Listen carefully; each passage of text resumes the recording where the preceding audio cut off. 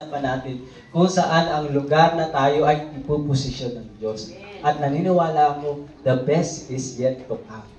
Kung paanong the best is yet to come sa akin, sabihin mo nga sa katabi mo, the best is yet to come. The best is yet to come. Tapikin mo, sabihin mo, the best is yet to come. The best is yet to come. Yan, nagtatapikan na sila. Inom muna ako.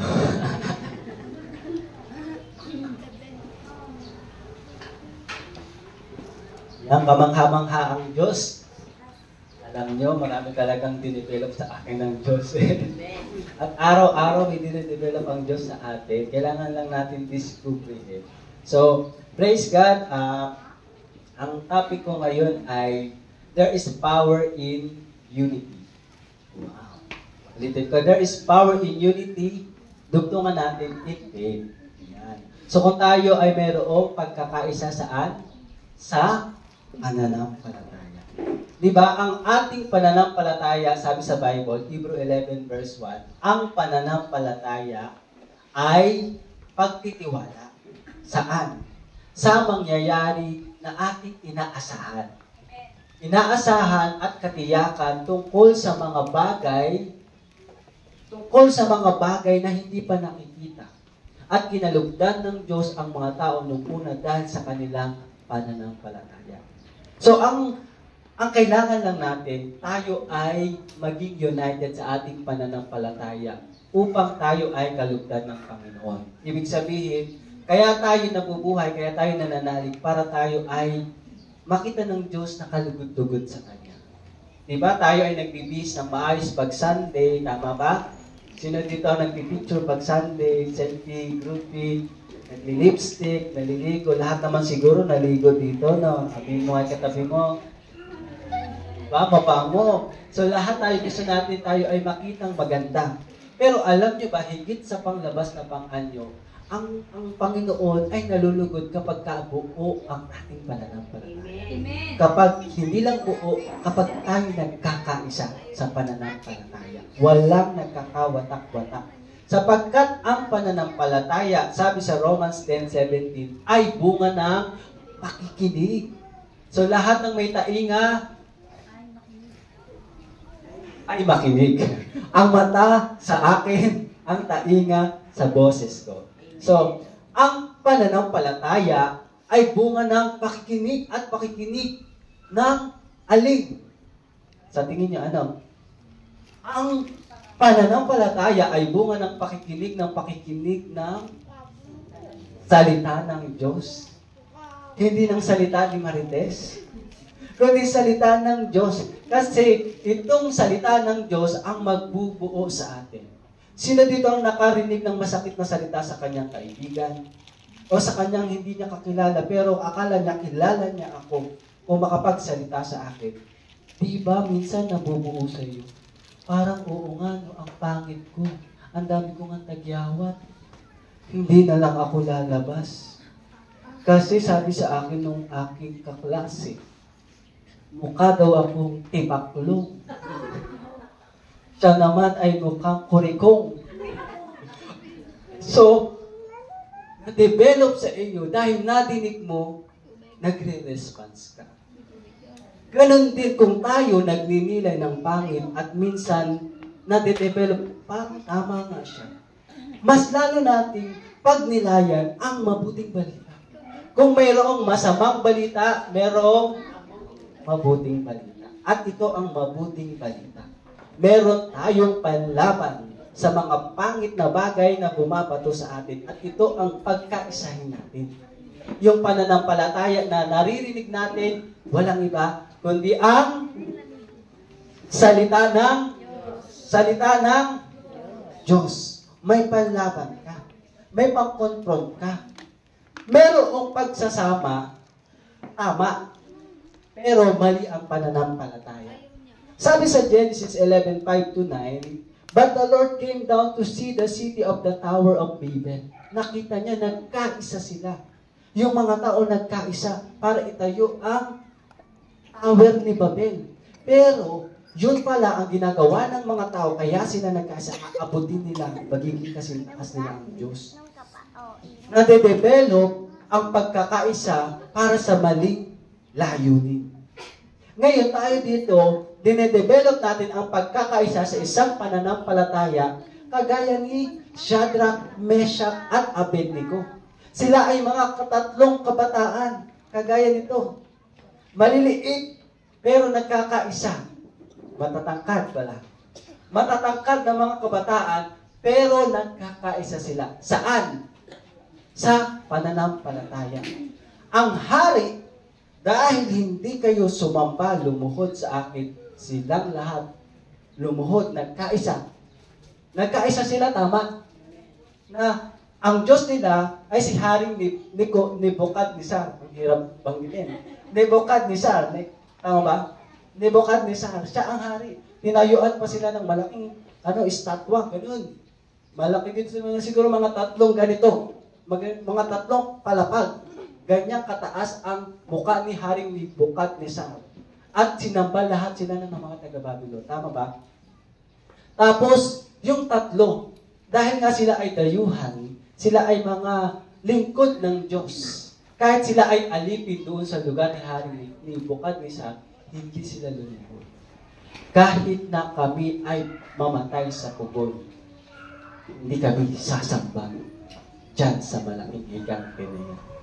Ano ang ginawa sa kanila? Ano kaya ang ginawa sa inyo? Nakaranas na ba kayo ng sobrang init? Pawis na pawis kayo? Times 7, sabi sa Bible. Pinainit ng times 7. At ang mga kawal na may hawak sa tatlong batang yon, hindi pa nila na ipapasok. Tumumba. Tumumba sa sobrang init ng pugon. Minsan tayo, di ba, ito bukas pa lang, open air. Minsan air continuous. Minsan heat continuous. Konting lang, tayo ay pagpapawisan na. Pero doon, natumba ang mga kawal sa sobrang init. Sa tingin mo kaya, mabubuhay ka pa kaya pag pinasok ka doon, paglabas mo? Hindi na, di ba? Hindi ka na mabubuhay. Pero sila, nagulat si Haring Nebukadnezar. Bakit tatlo lang ang ipinasok ko doon?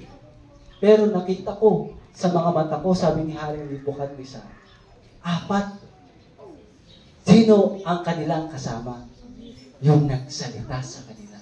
Yung puntador ng ating pananampalataya. Yung the author and perfecter ng ating faith.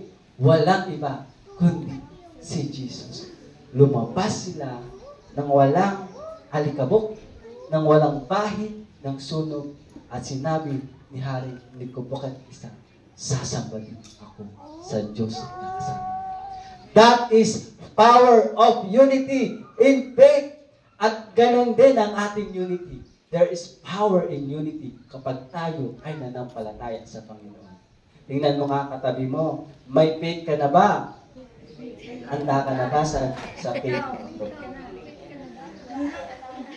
Kasi ang faith, talagang ginagamit yan to confront something. Yung mga bagay na hindi natin nakikita, gaya ng ating nabasa, mga bagay na di mo pa nakikita, pero inaasahan mo. Alam ko may expectation kayo, bakit kayo na-attend sa church na ito. Bagaman, this is typical na church without wall, but I believe because of faith, humakbang kayo dito, kasi alam nyo, meron kayong marireceive from God. Na ang Diyos natin ay hindi bulag, na hindi nakikita ang iyong mga pangangailangan. Na ang Diyos natin ay hindi bingi, na hindi marinig ang iyong iyak sa gabi. Ang inyo bang mga unan ay nagmumuta na dahil sa sobrang problema, kakaiyak. Bilang ng Diyos ang patak ng luha natin. Kahit ang ating mga hibla, kahit wala na, nauubos na. Bilang pa rin yan ng Diyos. Alam ng Diyos lahat ng ating pinagdadaanan. Pero we need this unity. We need to confront yung ating challenge, yung ating pressure sa buhay with faith. Paano? Gusto mong magbago? Kuya, gusto mong magbago? Gusto mong maging basketball player? Gusto mong maging piloto? Gusto mong maging doktor? Hindi pa rin, hindi ko nahulaan, Ano ang gusto mong maging? Balang araw, anong gusto mong maging? Magpastor, sabi ni nanay.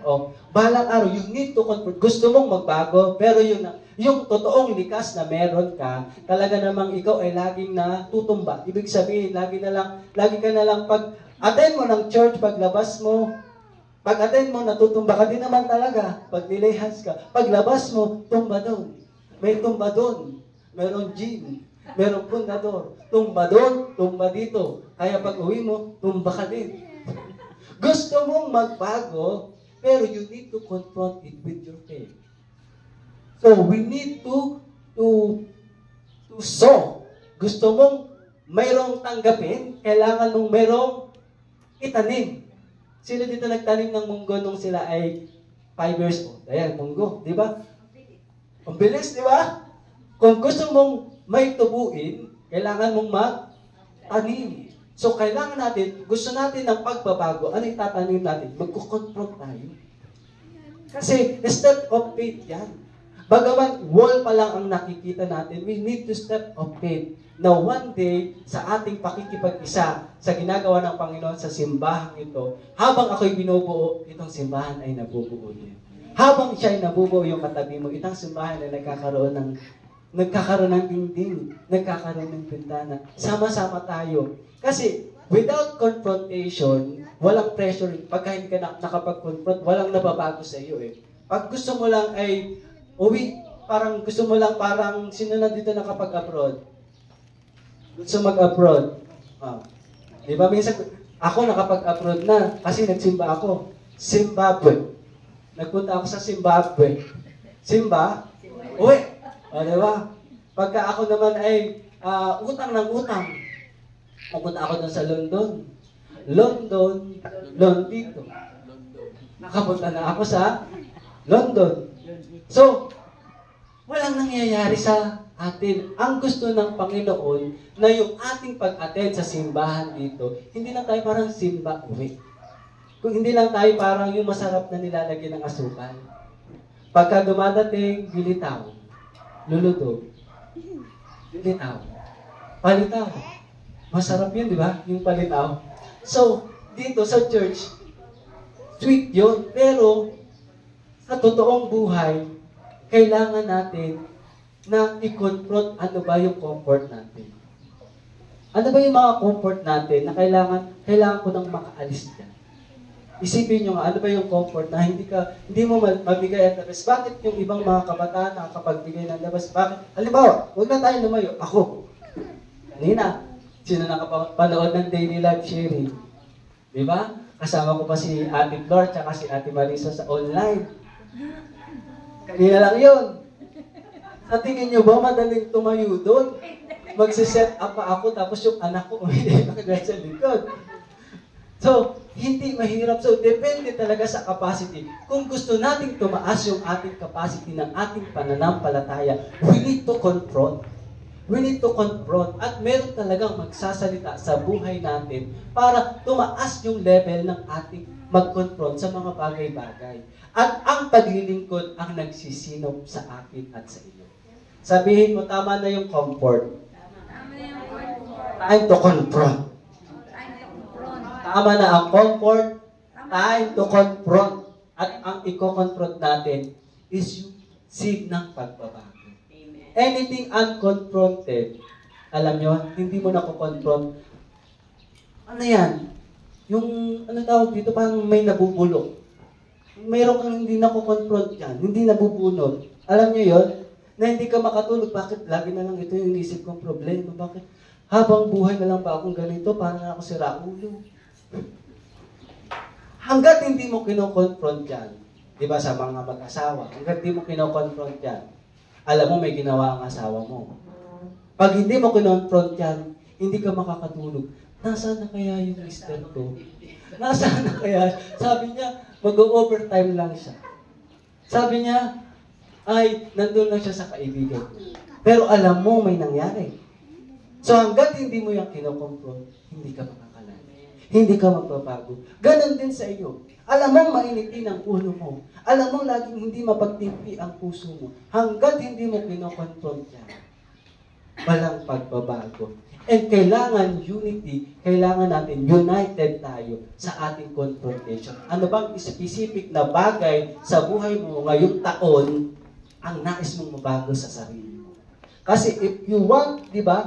If you want to grow your muscle, sino maliliit ang muscle dito? Sino malalaki ang bilbil? If you want to confront your bilbil, if you want to confront your small muscle to be a big muscle, and to become small bilbil, ano gagawin mo? You go to gym, di ba? So that is your seed. So if you want to grow your faith, you go to church. Tama? Eh pag nandun ka lang lagi, saan? Sa palengke ka. Hindi mo naman mabibili ang faith sa palengke. Hindi mo naman. Di ba? Eh, ang buhay natin, sabi sa salita ng Panginoon, kung gusto mo siyang mapatuwa, kailangan mabuhay ka with faith. At ang faith, nakikita madalas, tinuturo sa simbahan. Amen po ba? Amen. So, kung gusto, ayaw mo ng buhok mo, kulot-kulot, eh, mayroong 13-month pay. Di ba? Magpapatuwid ka. Kasi gusto mong mabago. You need to confront. Kasi meron kang 13-month pay panglaban. Eh ngayon, ano ang panlaban mo para magbago ang buhay mo? Kailangan natin ito. Kailangan natin yung confrontation para tayo ay magbago. Amen? Hindi mo yan kayang mag-isa. Kaya mo yan at ang Diyos. Hindi mo yan kayang mag-isa, maniwala ka, mababaliw ka kung gusto mong magbago ng mag-isa. Kapag ka mahal mo ang sarili mo, i-confront mo ang problema. Huwag mo sarilinin yan. Kahit ikaw maliit. Ito walang problema. Itaas ang kamay. Kahit mga ito may problema, ay magsalita. Diba? You need to confront everything. You need some help. Do something. Diba? Confrontation is the seed for change. Amen? Because God has grace, God has power, God has mighty, God has Holy Spirit that can break every yoke that you can be set free. Amen? So, yung mensahe ng Panginoon sa atin ay napakaganda. At sa umagang ito, ngayon, to confront it, iibahin natin yung perspective natin. Saan ba yung aking notes? Eh, wala pa ako sa introduction. No? So, yung... So, sa ating pag-confront, para tayo ay united in faith. Ayan. Sabi dito sa Bible, merong time na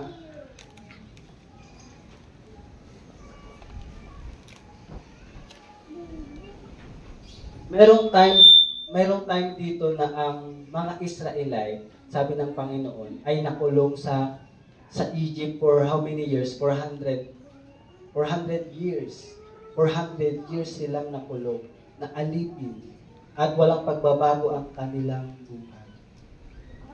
At sabi dito,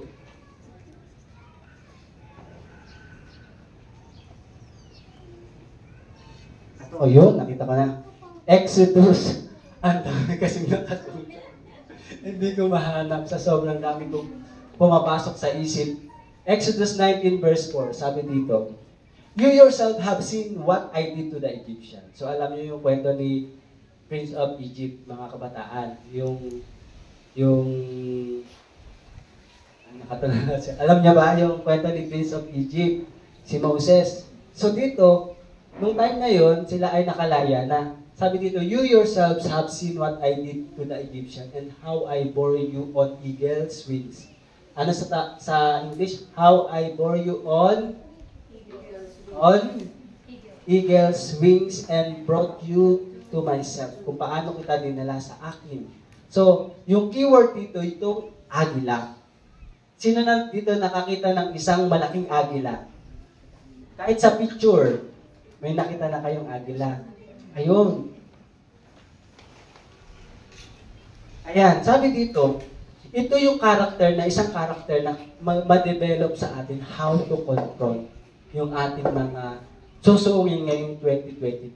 Be united in that kind of character. Ready ka na bang maging agila ngayon? Agila muna tayo. Katulad ng mga agila, tayo ay lilipad. Yan yun. So, ganyan daw hinalimbawa ng Panginoon, how I bore you on eagle wings and brought you to myself. So ganyan, inihalimbawa ng Panginoon ang mga aliping mga Israelites, bayan niya, papunta sa Kanya. So, ano ba ang isang agila? Siya ay isang ibon. Tama? Siya ay isang ibon. At ang kanyang dominion, ibig sabihin ng isang ibon, ay sa himpapawid. So, ibig sabihin, halimbawa, ako nagtatrabaho ako sa Accenture. Ang baluarte ko ay ang mga tao ko sa Accenture. Halimbawa na lang si Ate Ems. Si Ate Ems ay taga St. Vincent. Ang baluarte ba niya ay taga Transville? Hindi. So, alam niya na ang gagawin niya sa St. Vincent. Sino ang mga tao? Ang isda ba, ano ang baluarte niya? Tubig. Doon siya mas nakakakilos. Eh, ikaw, bilang anak ng Diyos, ano ang iyong baluarte? Sa tingin niyo. So, kung ang ibon, kagaya ng agila, ay ang himpapawid, ang tubig ay sa ibon. Ang tao, alam niyo po ba, ang baluarte natin ay kaharian ng Diyos. Amen. Hindi lang simbahan. So, when you go outside, dala-dala mo ang representasyon ng Panginoon Jesus. Ang tanong, kung ang dominion na binigay siya, di ba sabi ng salita ng Panginoon Genesis 1:26-28, take dominion. Sa iyo ang langit, sa iyo ang lupa, sa iyo lahat yan. Sa iyo lahat yan. Ganyan ka kalakas. Ganyan ka kamakapangyarihan.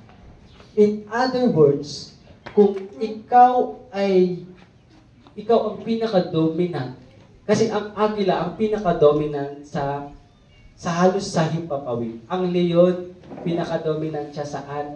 Sa mga masusukal na kagubatan. Tama? So, pagka nakita nila ang isang leon sa kagubatan, ano ang ibang mga maliliit na hayop? Niyayakap ba? Tumatakbo.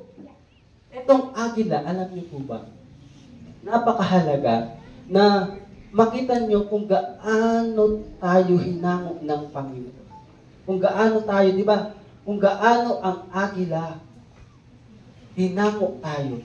Sabi dito, gusto ko makita sa inyo, tingnan niyo po ito. Ano ba ang karakteristik ng isang agila? Siya ay mayroong mata. May mata siya.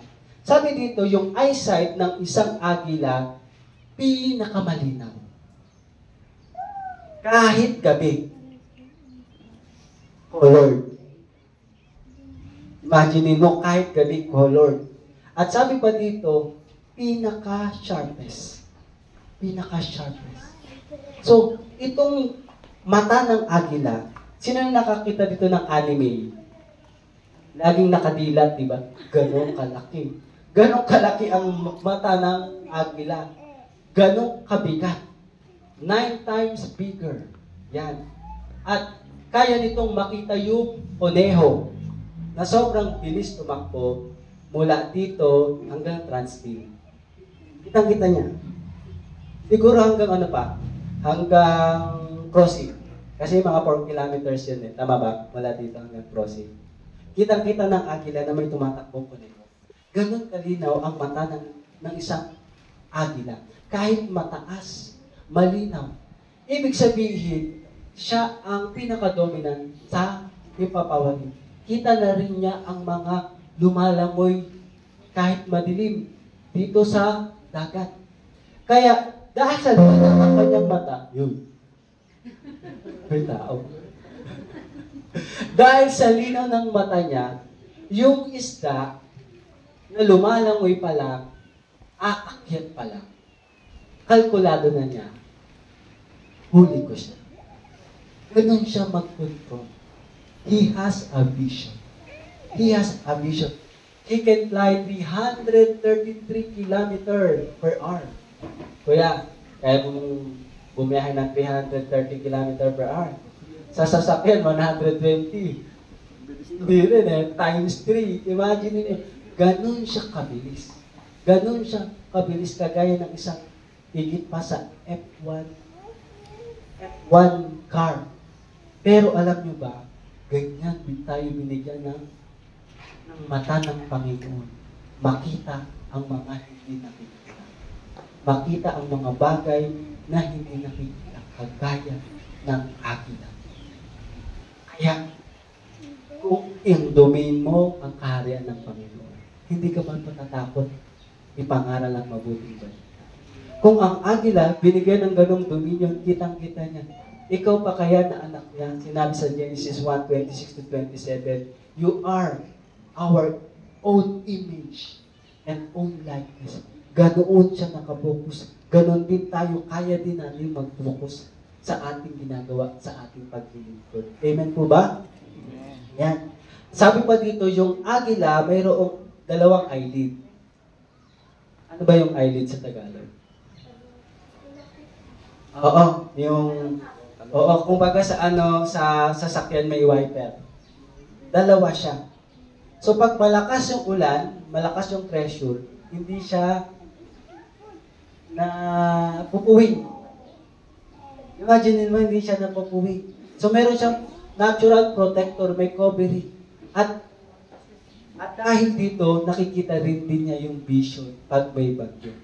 Imagine mo kung ganyan merong dominion ang isang agila. Ikaw pa kaya higit sa isang agila? Amen.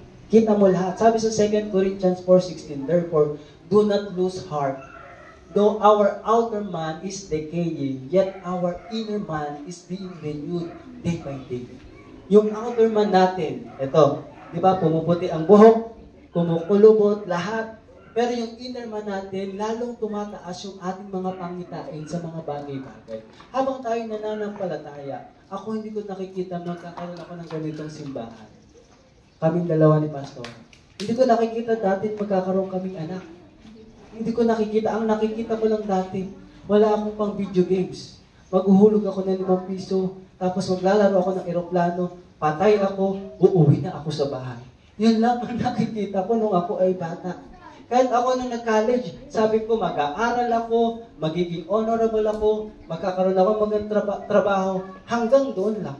Pero hindi ko nakikita yung mas malaki pang big picture na ang buhay ay hindi lang damit, hindi lang pagkain, but kingdom of God. It is more than that. Kingdom of God. Kasi marami sa atin hindi nakikita in the spirit kung ano ang nangyayari sa ating spirit, ganoon ang nangyayari sa natural. Ang daming kaguluhang nangyayari because inside mayroong nangyayari sa loob. At ito, nakikita na natin ito.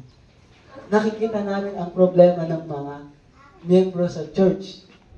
Nakikita namin kung sino ang nanlalamig, sino ang umiinit. Your holy fire is burning within my heart. Sino ang nanlalamig?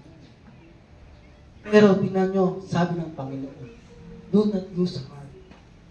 Do not lose heart. But though our outer man is decayed, lumilipas ang taon, nakita ko ang picture ni Ate Maymay, ganyan lang kaliit. Ngayon, ang laki na. Umuwi kami ng Bulacan, sabi ko, ganito lang kaliliit, maliit pa kay Timothy, wala nang puro malalaki na yun dito. Basta maliit lang, pero yung mga pamangkin ko, mga dalaga ng mga ganito na. So, ang bilis ng panahon, totoo ang sinasabi ng salita ng Panginoon, though our outer man is decaying, yet our inner man. Ang tanong sa atin, mga kinoconfront natin sa ating mga puso, na pagtatagumpay na ba natin? Tumatanda tayo, pero yung puso natin, nade-develop pa sa Diyos. Kasi kung hindi, ang nangyayari sa atin, paurong. Ano tawag doon? Tumatandang paurong. Sabihin mo, hindi ka ganon. Hindi ka ganon.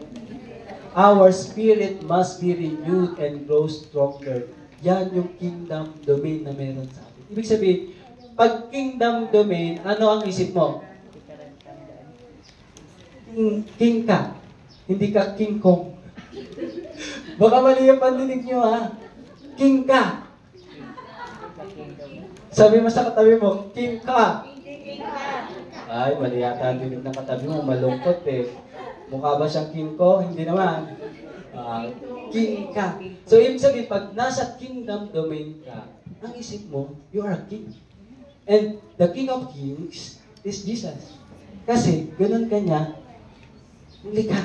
You take dominion. Kung itong agila, ganun kabilis, ganun katindi, higit ka sa agila. Kaya tignan mo sa sarili mo, baka bakit parang lagi kang problemado. Baka King Kong ang iyong tingin sa sarili mo. Hindi ka galing sa unggoy. Sabihin mo, ang mga galing sa unggoy, laging nakasimangon. Kaya nagmumukha unggoy. Diba? 2 Corinthians 4:17, kung meron kang affliction, ito, 2 Corinthians 4:17, for momentary, light affliction is producing for us an eternal weight of glory. Wow! Kung wala ka pala niyang pinagdadaanan, wala ka palang glory, tingnan mo, for momentary light affliction is producing us an eternal weight of glory far beyond all comparison. So itong storms na ating dadatnan sa taong 2025, let us confront with a seed of change. Kasi tapos na, panis na ang patotoo mo noong 2024. Ngayon, there is a fresh. Kailangan we have an eye of Eden. Kita mo lahat. Diba? Minsan nakikita lang natin ang apoy pagka nagkakasunog. Matinding apoy, may problema, may sunog, yung rep, paano mo dadalhin? Yung washing, dito ba washing? Dito ba rep? Bahala na kayo dyan. Pero ang Diyos nakikita far above. Ganyan niya nakikita. Ganyan ng kaliit ang problema. Pag nakita mo ang ganyang perspective, lahat ng dumadating sa iyong problema, sabi sa 2 Corinthians 4:17, for momentary affliction is producing us eternal weight of glory far beyond comparison. So, sabi pa dito, kailangan makita natin yan. Kailangan nating makita kung saan talaga tayo kumakapit pag dumadating ang ating mga matitinding storm. At sabi sa Matthew 6:22-23, ang mata, ang ilaw ng katawan. Ang mata, ang ilaw ng katawan. Kung malinaw ang iyong paningin, maliliwanagan ang iyong buong katawan. Ngunit kung malabo ang iyong paningin, mapupuno ng kadiliman ang iyong buong katawan. At kung ang liwanag mo'y madilim, ay ganun pala, no? Ang liwanag mo'y madilim. Ikaw nga ay tunay na nasa kadiliman. Kung ang liwanag mo'y madilim, gaano kayang masalimuot ang buhay mo ngayon? Kaya balikin natin ang ating vision. 2020 vision. Meron kang 2020 vision sa taong 2025. That I am a confronter, not I am more on comfort. I am a confronter na. Palaban ako, sabihin mo, palaban ako. Palaban. Walang babangga. Sinong bumangga? Tumba. Huwag niyong gagawin yun na pagkasama ng kabataan. Ibig sabihin, pag mayroon lang kayo matinding spiritual problem, sinong babangga? Sinong demonyo? Sige, lumapit ka. Ito pa ako. Diba? Ang gawa ng kaaway ay tutubuin na. Diba? Ganyan ang meron ko. Ang ating foot is a footstool of our enemies. Sabi, we are more than angels, sabi sa Hebrew. So, kung ganyan ka mag-confront, ganyan mo nakikita ang iyong lahat. Ano kaya ang matindi mong kalaban? Ba't hindi mo makita ang totoo mong kalaban? Akala mo ang kalaban ay kahirapan. Akala mo ang kalaban ay yung katabi mo. Na nagsasabing mas maganda ako sa iyo. Sasabihin mo naman, oo, mas maganda. Parehas tayo maganda. Pag nakakilala ka. The greatest enemy is not out, yung nakikita natin outside. But the greatest enemy, yung laging nasa puso mo. Kung ano ba yan? Ano ang nasa loob mo? Bakit ba laging nadidiliman niya? So we have a king domain at ang mindset natin, tayo ang liwanag. Hindi tayo ang nagbibigay ng dilim. Our consciousness must focus and rely on what God can do, not what we can do. what God can do, not what we can do. Hindi ko to kaya. Hindi ko to kaya. Hindi mo talaga kaya pag ikaw ay nag-rely sa iyong sariling kakayanan. Kasi pag tayo pa lang dito, mahihiya ka na. Tama? Tatanungin ka pa lang, ano gusto mong maging? Diba, nagugulat ka na. Pero pag alam mo, I am a king. I am a lion. I am a king. Hindi ako king kong. I am an eagle. I can fly. Diba? I can fly high.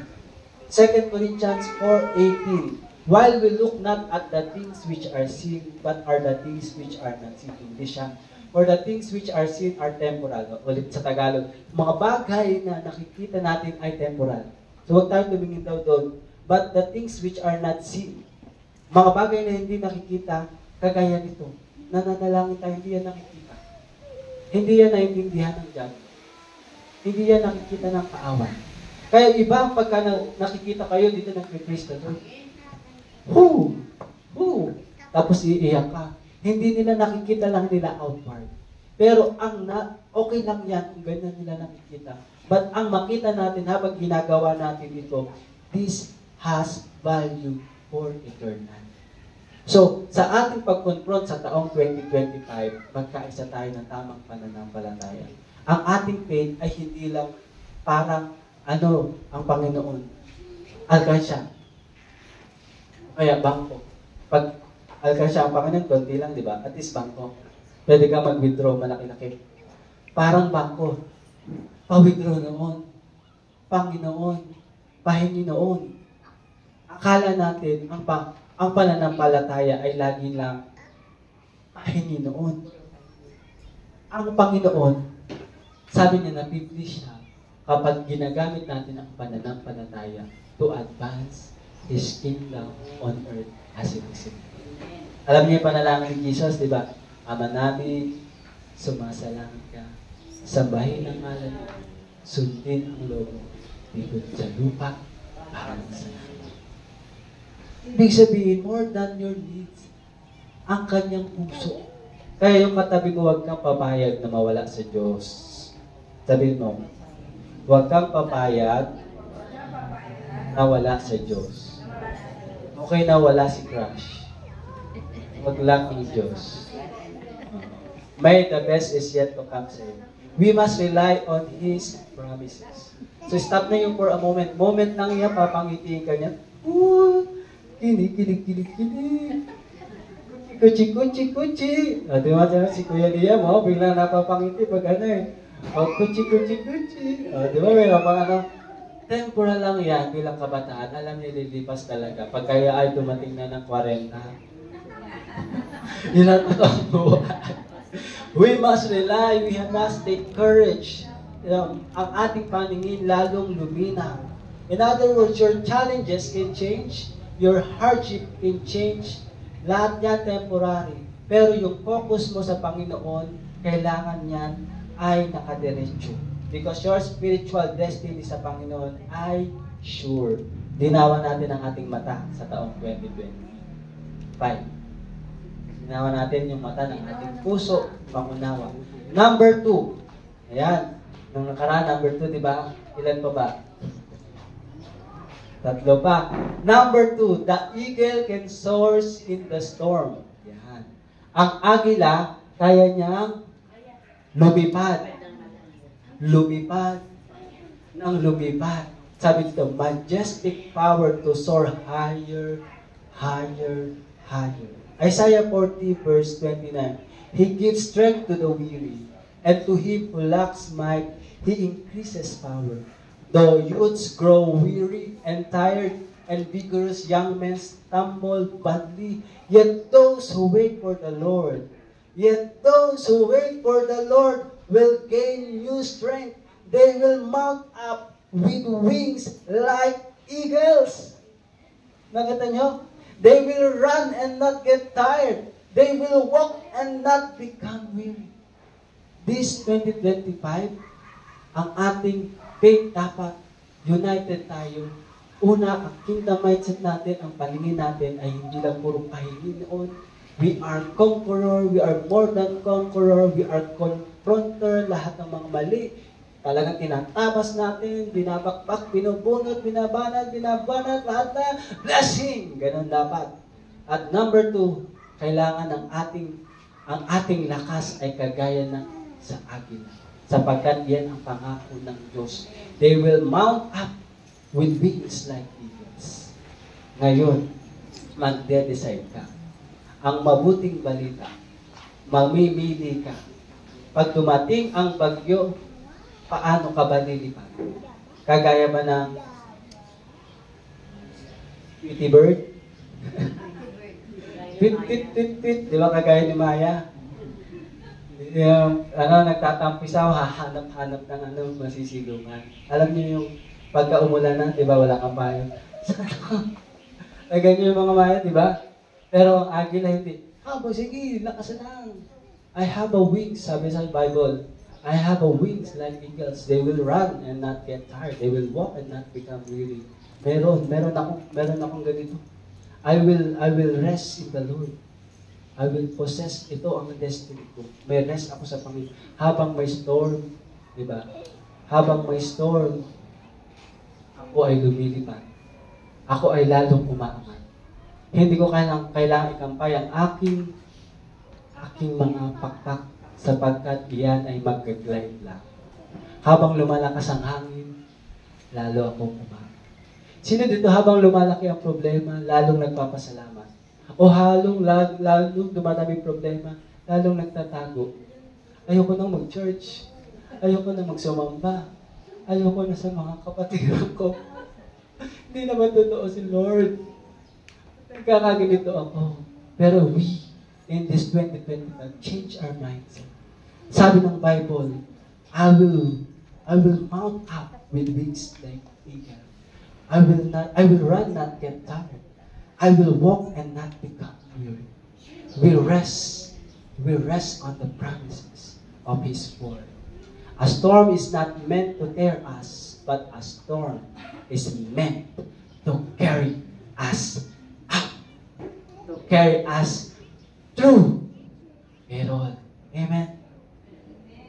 Hallelujah. Palakpakan naman natin ang Diyos. Diyos na buhay. So we allow the Holy Spirit. We allow, so anumang disappointment, tragedy, broken relationship, mabuting balita, every affliction is an opportunity to get us closer to God and to be a greater in life. Romans 8:28, for we know that God causes all things to work together for good to those who love God, to those who are called according to His purpose. So let be fearless this 2025, like eagle. Will mount like an eagle, will not get tired. Number 3, the eagle look up to the sun. Ang agila ay laging nakatingin sa araw. Proverbs 23 verse 5, when you set your eyes on it, it is gone. For wealth certainly make itself wings, like an eagle that flies towards the heaven. Like an eagle that flies toward the heaven. Sabi pa sa Awit 84 verse 11, sapagkat ang Panginoon Diyos ay araw at kalasag. Siya'y nagbibigay ng biyaya at karangalan. Walang mabuting bagay ang ipagkakait ng Panginoon sa mga nagsisilakad ng matuwid. Ang Diyos, ang araw, sabi dito, at ang kalasag. At ang sabi dito, ang agila, laging nakatingin sa kalangitan. So wag tayo, kung nanghihina tayo, anahin mo yan. Umuot ka. Tumingala ka. Panginoon, hindi ko na kaya. Tulungan na ako. Ganyan ang ako. Hindi ka tatakbo. Lulod ka. Titingala ka. Pray. Pray like never before. So alam mo saan ka nang galing. Alam mo, galing ka sa Panginoon. At doon ka babalik. So we need to know saan ba nanggagaling ang totoong tulong natin. Sa taong 2025, saan ka lalapit? Huwag kang lalapit sa Bombay. Huwag kang lalapit sa credit card. Kukulong ka niyan sa ulo. Lalapit sa Diyos. Lord pala yan. Colossians 3:2, Ituon ninyo ang inyong pag-iisip sa mga bagay na nasa taas at hindi sa mga bagay na nasa